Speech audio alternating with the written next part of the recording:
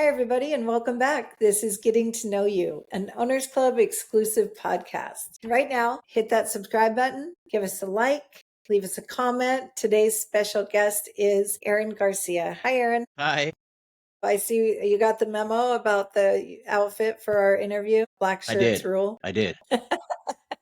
Well, tell us about yourself. Who is Aaron Garcia? Born in Oregon, spent most of my time growing up in California in the Bay Area. After that, moved around a lot in California. What was the moving around in California about? Were you a military kid? Not a military kid. Lived in the Bay Area. Started getting into some trouble. I grew up with my mother and my sister. We were in Hayward, East Bay. We ended up moving to get me out of the trouble. We ended up moving to on the other side of the Altamont to the Tracy, Modesto area. Did high school there in Tracy, and then after that, joined the Navy. So then I moved around even more. Ended up stationed in Iceland, where I met my wonderful wife. After that, we moved around some more because I ended up getting out of the Navy. She stayed in. So then it was wherever she got stations where we went. And we spent a couple years in the Bahamas and ended up back in California, Central California, in the south of Fresno. Was there for years, built a business there, had a retail car stereo shop there for a while, ran that for about 15 years. We ended up moving back up to Oregon, this big circle, right? Ended up moving up to Oregon, wanted to get out of the valley of California, all the smog. We had kids, so we ended up further north in Oregon. We were going for Northern California, Southern Oregon, and just didn't find what we were looking for. She wanted the house, I wanted property, so it took us coming all the way up to outside of Salem to get what we wanted, and got a few acres. We then raised cattle for about 15 years, so that was fun. But ultimately, we've been married for almost 30 years, and she's still amazing and love her to death. We have 3 kids. We just had another one 2 weeks ago. We're at 7 grandbabies, 6 grandbabies. I thought you were going to say you had another child 2 weeks ago. I'm like, Aaron, why are you on this call with me? No, Oh, no, seven definitely not. grandbabies? That's amazing. Yes, they are the best. Yeah, that's beautiful. Well, from Oregon to Iceland and back again, that's quite a loop. That's amazing. And thank you for your service, you and your wife. That's really incredible. Our pleasure. How did you end up getting into real estate? You mentioned a stereo shop that you ran for 15 years.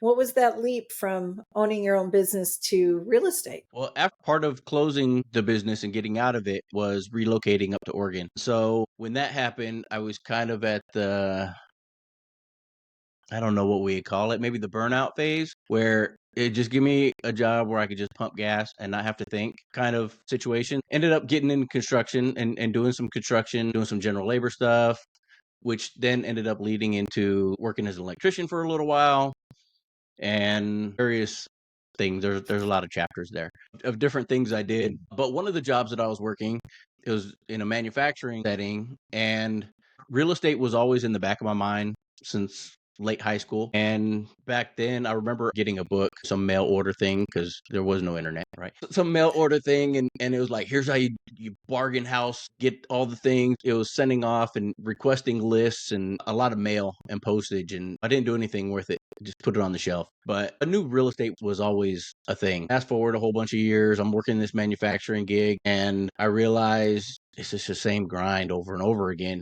There's got to be more. So I start to read. I was never a reader. My book was The Richest Man in Babylon. And that was the first one that got me into investing, period. The pay yourself first, put money aside, all of that. So I started doing that immediately. The next day, I went in and changed allotments on my paycheck and started putting money into a fund or into an account that I didn't touch. That was just for investing. And then once I had enough to do something with it, I started playing in stocks and did some stocks for a while. And then there was this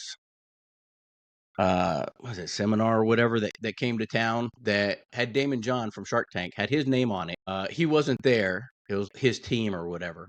But anyway, the second half of that had nothing to do with him and what he was pitching, but this other guy popped up, was talking about real estate. Karen, my wife, and I, we were there, and we're like, yeah, this sounds good, let's do it. Then we got into this ridiculous mentorship, spent a whole bunch of money. After that, mentorship kind of fell apart. Pace talks about them all the time, those kind of mentorships. Anyway, this one was one of those ones that like the FTC shut down. Luckily, because Karen is super persistent, she was able to recoup most of the like $80,000 or whatever that we put into this thing shortly after we found Pace and Sub 2. Was that hard for you to go into Coming from that experience, was that a hard choice then to step into sub two, or was that pretty easy when you saw the quality?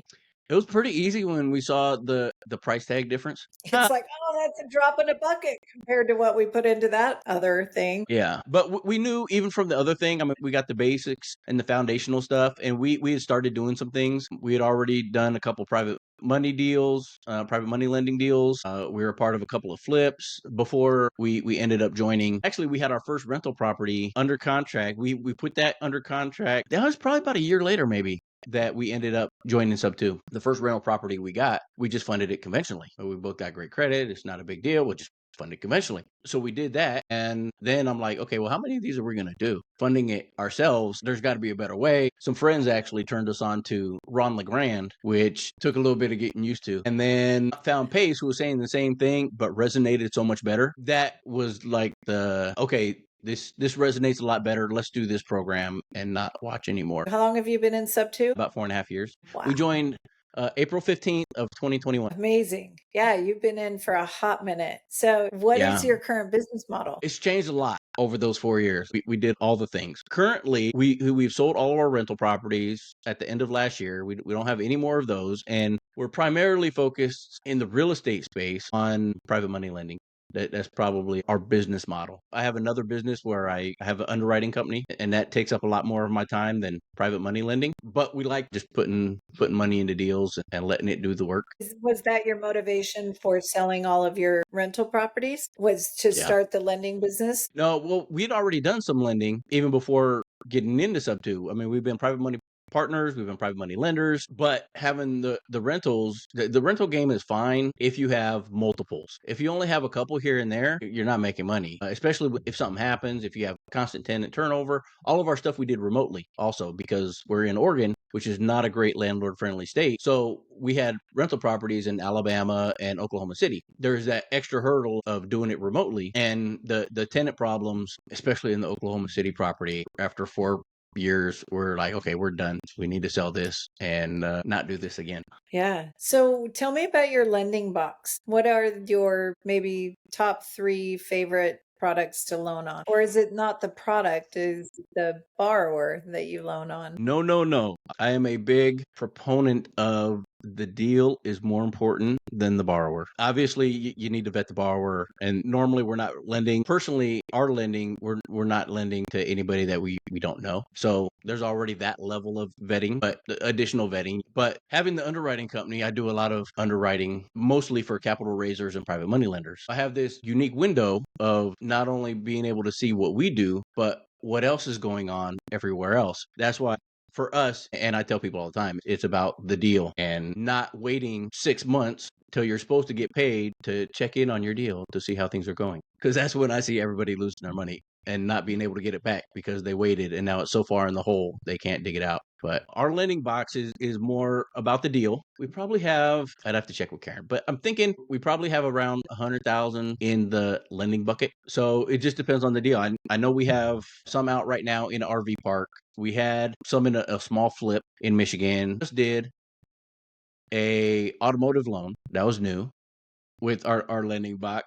Part of it is what is the deal, and then what capital do we still have available that we could then deploy is what we're looking at. And because of my unique position, if it's not something that we want to lend on, or if it's not something that we are liquid enough to lend on, then I have all kinds of relationships with other PMLs and capital raisers that I could refer somebody off to. Nice. Very good. So if someone wanted to solve your problem, what problem would you say you have in your business that needs to be solved? Well, if somebody could solve more time in a day, I would definitely take that. Sign me up for that one too. Right?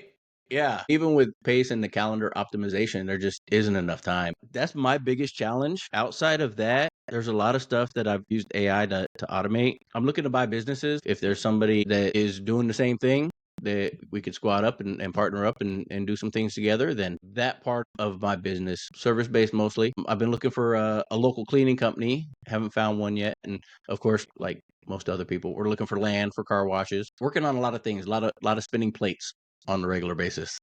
A lot of opportunity for people to work with you based on what their niche is. Yes. Fabulous. And how do you like to be contacted, Aaron? I'm on all the platforms, so I answer my DMs. Insta is probably the best if you're going to shoot me a DM. If you don't have my cell number to send me a text, all the OC should.